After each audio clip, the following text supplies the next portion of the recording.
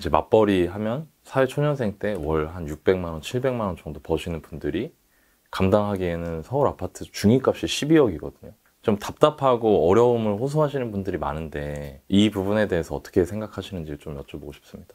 지금 젊은 분들이 절망 상태지 않습니까? 네. 아무리 이렇게 열심히 노력해도 이제는 집을 살 수 없는 그런 상황이 돼버린 거죠. 사실 저는 집이라는 게 사람에게 있어서 제일 중요한 의미가 있다고 생각해요.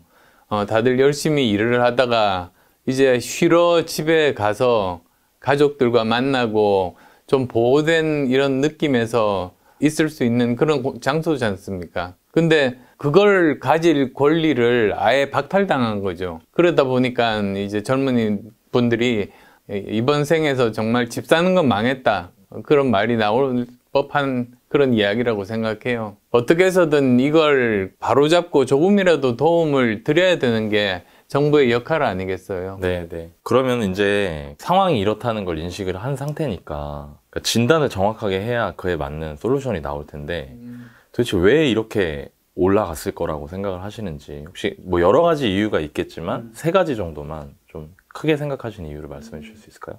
뭐 제일 간단하게 말씀드리면 이 정부가 시장을 모르고 시장과 싸우고 그리고 또 시장의 규칙을 바꾸려고 했기 때문 아니겠어요? 그러다 보니까 그 결과가 미친 집값, 미친 전셋값, 또 미친 세금, 이런 결과로 나왔단 말이죠. 그러니까 하나씩 한번 예를 들어보면, 이 정부가 사실 숫자만 놓고 본 거예요. 전체적인 가구 숫자하고 그 다음에 또 전체적인 그 주택 숫자하고 같으니까 더 이상 공급은 필요 없다, 이렇게 생각한 거 아니겠어요? 근데 사실은 그렇지가 않잖아요. 이렇게 수요라는 게 똑같은 것이 아니고 어떤 지역을 선호하느냐, 그 지역에 따른 수요들이 있는 거고요. 뭐 직장 가까운데 가질 집을 사고 싶은 사람은 그쪽 지역에 대한 수요가 따로 있는 거죠. 그 다음에 또 신규 아파트를 정말로 원하는 수요는 따로 있는 것이고, 아파트 평형에 대한 수요는 또 따로 있는 것이죠. 굉장히 다양한 수요들이 있는 이런 시장에서는 그 각각에 대해서 공급을 제대로 맞춰 주어야지 전체적으로 이 평형이 맞지 않습니까? 수요 공급이. 근데 이걸 생각을 못한 거예요. 그러니까 당연히 수요 공급 법칙이 깨져가지고 집값이 상승할 수밖에 없죠. 아예 공급을 차단을 했으니까. 그 다음에 또 다른 문제는 다주택자 때문이다. 다주택자 때문에 부동산 값이 계속 오른다, 이런 진단 하에서 했던 것이 세금 폭탄이었습니다. 그래서 보유세도 올리고 거래세도 올리고 다 그러면서 오히려 집이 시장에 나오는 거를 묶어놨어요. 잠기게 한 거 아니겠어요?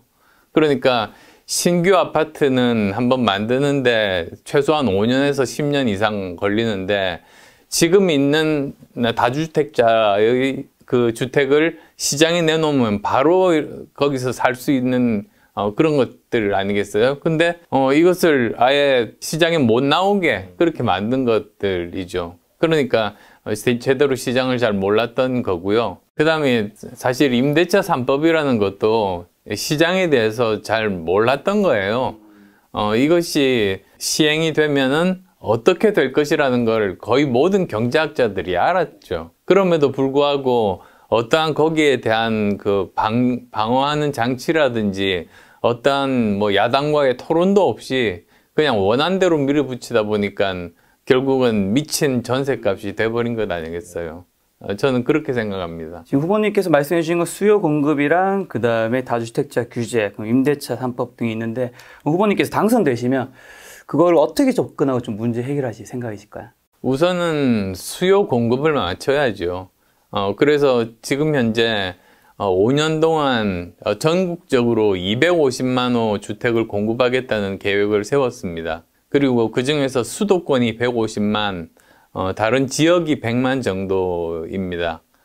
그리고 또 한 걸음 더 나아가서 사실은 주택이라는 것이 직접 살 수 있는 능력이 있는 사람들도 있지만 사회적인 약자분들도 있거든요. 거기에 대해서 국가는 주거 복지를 해결할 책임이 있기 때문에 전체 250만 호 중에 100만 호 정도는 토지 임대부 반값 안심 주택을 만들 그런 계획입니다. 그 5년간 250만 원요? 네, 이게 그렇습니다. 가능한 건가요, 노나이님? 아, 뭐 제가 정책을 해본 적이 없어서. 근데 국민들 눈높이는 어떠냐면은 지난 5년 동안 주택 공급하겠다는 얘기를 엄청 많이 하셨어요. 최근 한 2년 동안은 뭐 3080이나 이런 정책들 되게 많이 나왔었거든요. 근데 시간이 1년, 2년 지나서 지금 시점에 보면은 이제 된 게 아무것도 없어 보이는 거죠. 그렇죠. 예. 그러니까 그런 부분 때문에 저거 안 되는데 그냥 숫자만 막 던지는 거 아니야?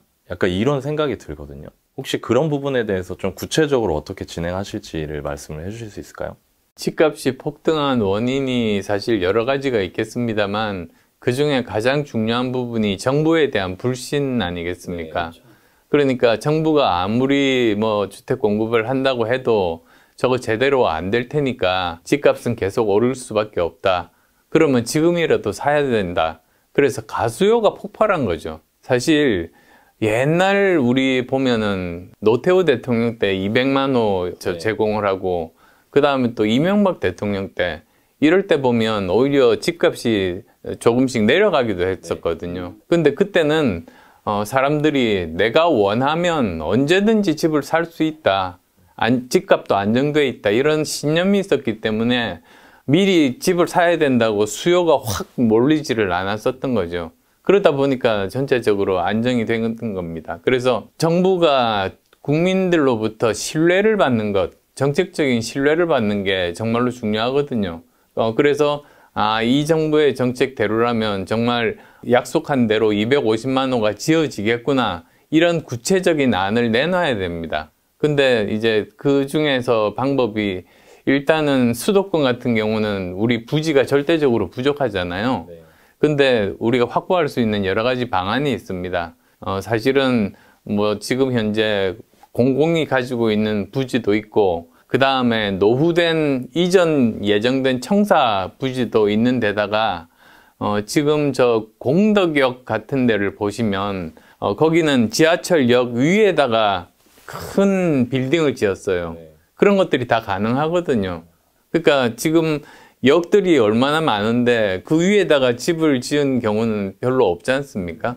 그러니까 사실은 그런 식으로 접근할 수 있고요. 또 그 구신촌역을 가보시면 거기는 이제 지상에 역이 있는데 또 그 위에다가 집을 올립니다. 근데 실제로 거기 들어가 보면 소음도 별로 없고 진동도 느낄 수가 없어요. 요즘 워낙 공법이 발달해서 그런 식으로 지금 현재 최대한 가용한 방법들을 현대기술을 총동원하면 저는 그것이 가능하다 그렇게 생각하죠. 지금 제가 말씀드리는 건 대부분 국공유지들이거든요. 그러니까 이것들은 아마도 대부분 토지 임대부 주택으로 반값 아파트용으로 쓰일 테고요. 나머지 민간이 있는 부분들은 재개발, 재건축 이렇게 순차적으로 허용을 하면서 그것들을 수요를 제대로 충족시킬 수가 있을 겁니다. 그럼 재건축, 재개발을 민간을 통해서 재건축, 재개발을 완화하시고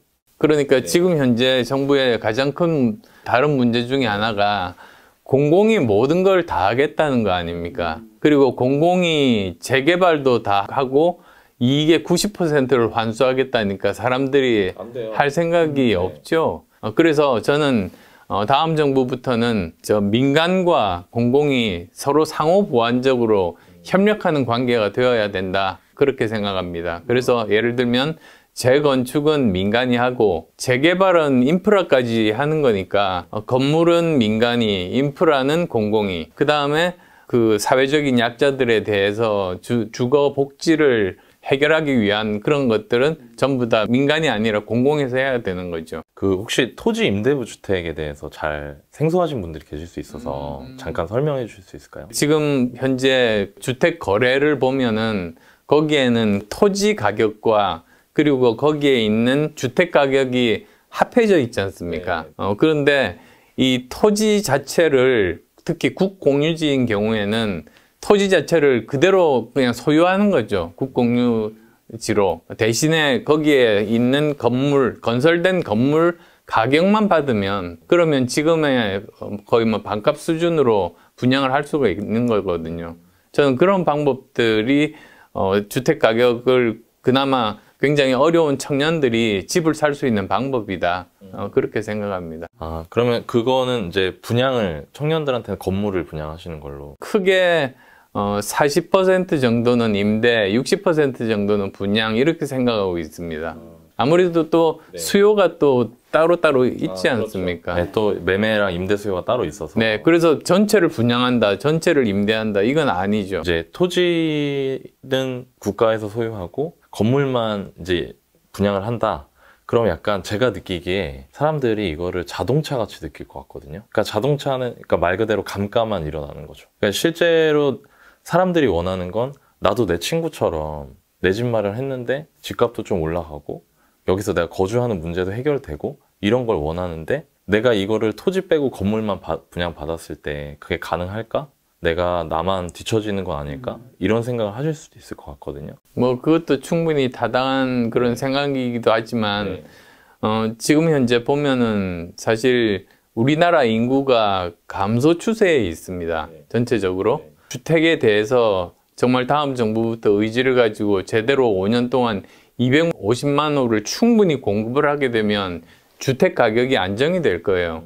그러면 그런 뭐 토지값 상승에 대한 시세 차익 이런 거는 뭐 있더라도 거의 미미하거나 없을 가능성들이 굉장히 많습니다. 그러니까 저는 그런 것에 대해서는 염려하지 않으셔도 된다고 보고요. 오히려 저는 당장 집을 살 수 있는 방법을 제공해 줄 수 있을까?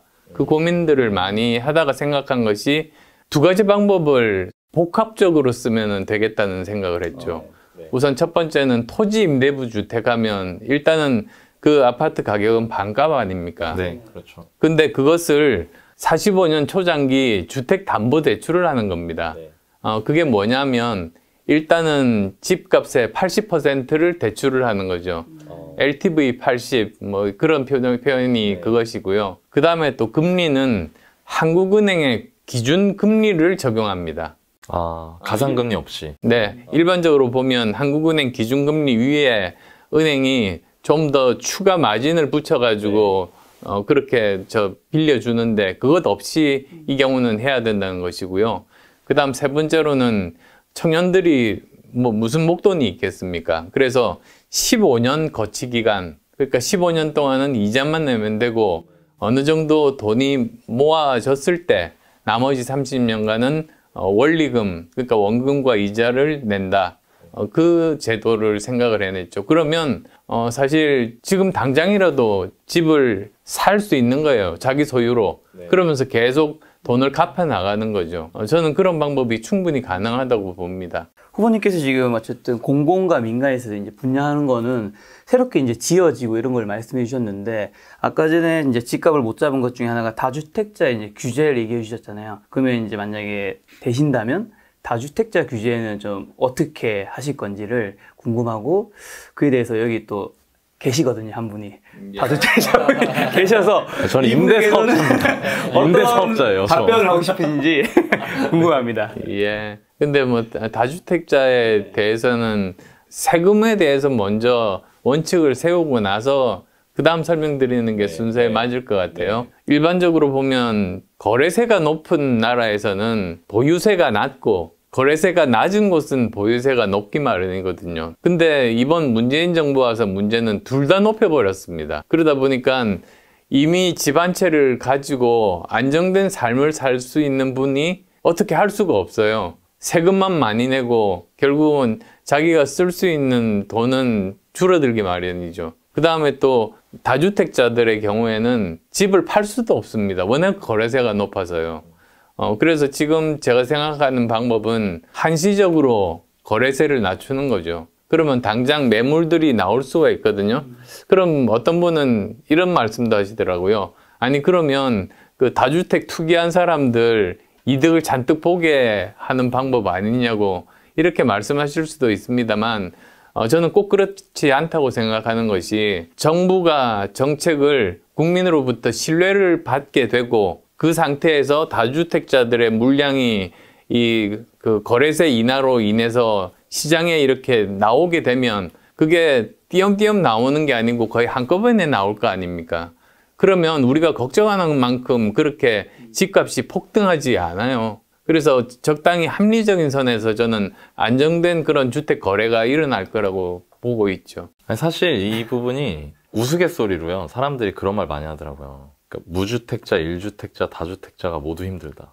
야, 맞아요. 지금 그렇게 네. 됐죠. 그러니까 왜 그러냐면 이게 무주택자분들은 주택 공급과 부동산 매매가 안정에 대한 약속이 지켜지지 않는 부분. 1주택자분들은 1주택자분들의 세부담이 높아지지 않도록 하겠습니다라고 한 약속이 지켜지지 않는 부분. 다주택자들은 임대사업자를 하십시오라고 해서 임대사업자를 했는데 갑자기 임대사업자 관련된 정책들이 다 없어지는 그런 약속이 안 지켜지는 부분. 그런 게 좀 힘들어하는 부분들이 각자 포인트들이 있더라고요. 예. 그래서 그런 부분에 대해서 정책을 좀 수립하고 실행해 주실 수 있었으면 좋겠고요.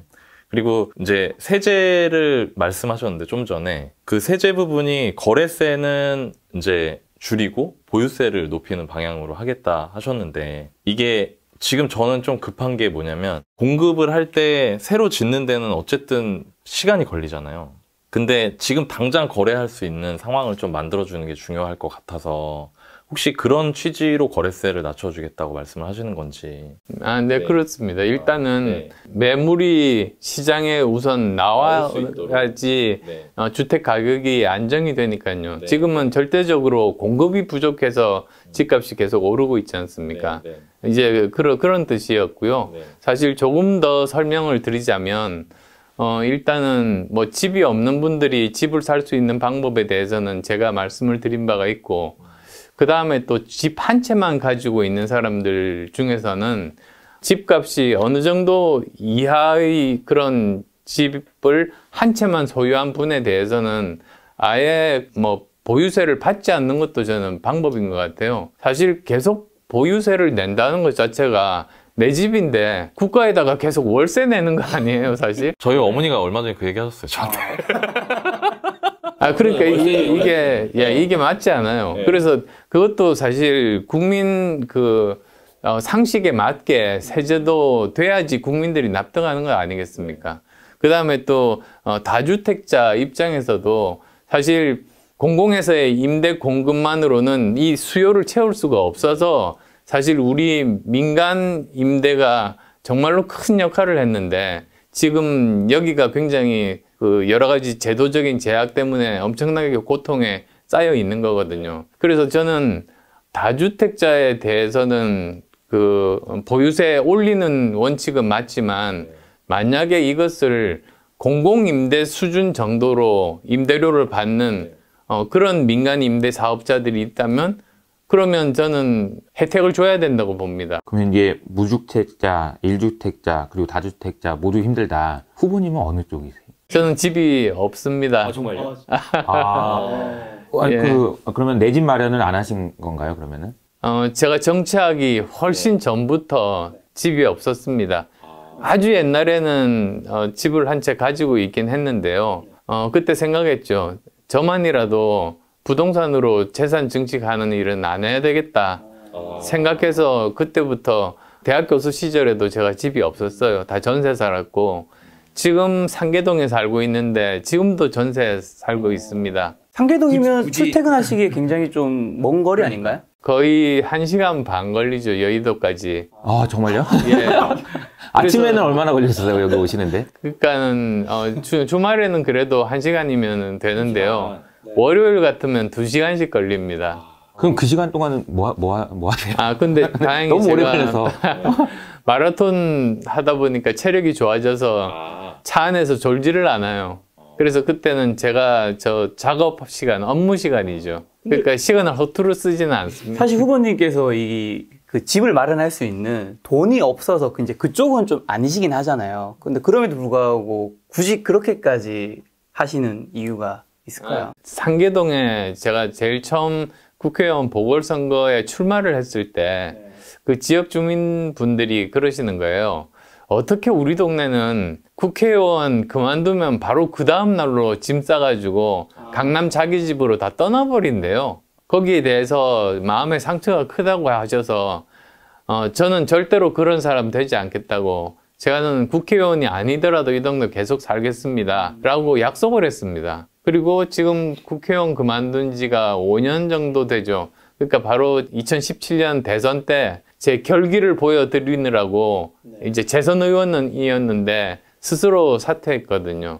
근데 그 이후로 국회의원 아닌데도 주민들과 약속을 지키기 위해서 여전히 이제 상계동에서 살고 있는 거죠. 그럼 몇 년 거주하신 거예요, 상계동에? 지금 8년 정도 됩니다. 그럼 전세 거주하시는 겁니까? 네, 8년 동안 전세를 거주하고 있는데 그래도 다행히 좋은 집주인분을 만나서 네. 계속 계약 연장을 하고 있습니다. 집주인이 계약 연장 할 수밖에 없는 상황이니까 집주인이 지금 빼고 싶은데 전세 올려주세요라고 말을 못하시는 거 아닌가요? 못하고 있는 거 아닌가요 혹시? 아니, 나가라고 하면 나가는 수밖에 없지 않아요? 아, 근데 이번에 전세 많이 오르지 않았나요? 그러니까 다 많이 올랐죠, 진짜. 그게 정말로 큰 문제인데, 임대차 3법이 문제가 많잖아요. 그래서 크게 의견이 두 개로 나뉘어져 있는 것 같아요. 하나는 없애자. 또 하나는 이제 시간이 지나서 시장이 적응을 해버렸는데, 이걸 없애면은 오히려 다시 또 부작용이 심해진다. 어떤 방법을 쓸 것인가, 이제 이런 고민들이 있습니다. 사실 그래서 저도 생각을 해봤는데, 저는 당장 없애면은 시장에 충격이 올 가능성이 많기 때문에 개정을 통해서 이런 부작용들을 계속 줄여나가는 그쪽 방법을 생각하고 있습니다. 그래서 예를 들어서 집주인이 임대를 할 때 범위 내에서 5% 내에서 계속 계약을 갱신해 준다면 그 사람들에 대해서는 세제 혜택을 드리는 거죠. 그런 식의 인센티브를 포함해서 좀 더 좋은 방향으로 유도를 하는 것이 저는 지금 할 수 있는 방법 아닌가 싶습니다. 아, 예전에 그 민간 임대주택이랑 비슷한 형식으로 그렇죠. 운영하려고 하시는군요. 내 집 마련하는 거, 그 다음에 또 내 집 마련 못 하더라도 전월세를 일단은 거주를 해야 되는데 그 부분도 사실 만만치가 않아요, 지금. 그럼요. 예. 그 분들께 이제 좀 해주고 싶은 조언이나 그다음에 약속 같은 게 있으신지. 그러니까 전체적인 통계를 보니까 이 전월세 사시는 분들 중에서 30% 정도는, 그 다음은 자가주택을 살려고 계획을 하시는 분들이 항상 이렇게 계시더라고요. 그러니까 사실 사는 게 처음에는 단칸방에서 시작해서 전세로 가고, 그 다음에 자가주택을 마련하고, 그 다음 좀 더 넓은 평수로 가고, 그게 서민들이 꿈꾸는 그런 삶 아니겠습니까? 근데 그걸 정부가 정책 잘못으로 이 길들을 완전히 다 막아놓은 것들이죠. 그래서 이걸 정상화하는 게 다음 정부의 가장 중요한 그런 임무 같습니다. 가장 중요한 직장과 주거 문제 해결. 그건 뭐 20, 30대뿐만 아니라 모든 세대에 해당되는 것이니까요. 그래서 그 부분에 대해서는 지금 저희가 만든 여러 가지 정책들로 해결할 수 있다고 그렇게 생각합니다. 네, 이제